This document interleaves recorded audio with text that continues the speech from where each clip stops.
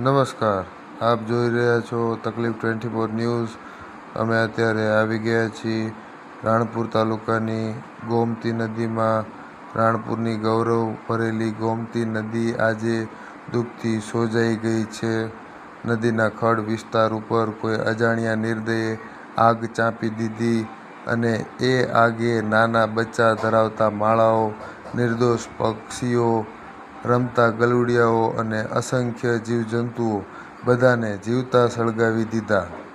તપતી આગમાં બચ્ચાઓ ચીસો પાડી રહ્યા હતા, પણ બચાવવાના દરેક પ્રયાસ નિષ્ફળ નીવડ્યા.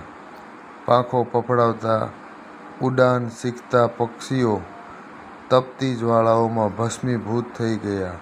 ગલુડિયાઓના જૂથો, નાના અનગણિત જીવજંતુઓ બધું અગ્નિમાં ઓગળી ગયું.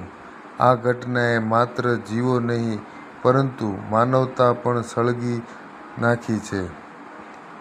દરેક બળી ગયેલા જીવજંતુઓના અવશેષ પુકારે છે, અમારો શું ગુનો હતો?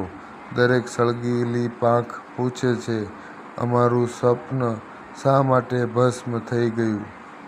તકલીફ 24 ન્યૂઝ ઉગ્ર શબ્દમાં આ અમાનવીય કૃત્યની નિંદા કરે છે. અમારી માંગ છે, આ હત્યાકાંડના દોષીઓને શોધીને તાત્કાલિક કડક સજા આપવામાં આવે, કારણ કે જો આજે નિર્દોષ જીવો માટે ન્યાય નહીં મળે તો આવતીકાલે માનવતાનું પતન નિશ્ચિત છે. ગોમતી રડે છે અને સાથે રડે છે તકલીફ 24 ન્યૂઝનું હૃદય. જય હિન્દ, જય ભારત. હું વીજી, રાણપુર, તકલીફ 24 ન્યૂઝ. ઓમ શાંતિ.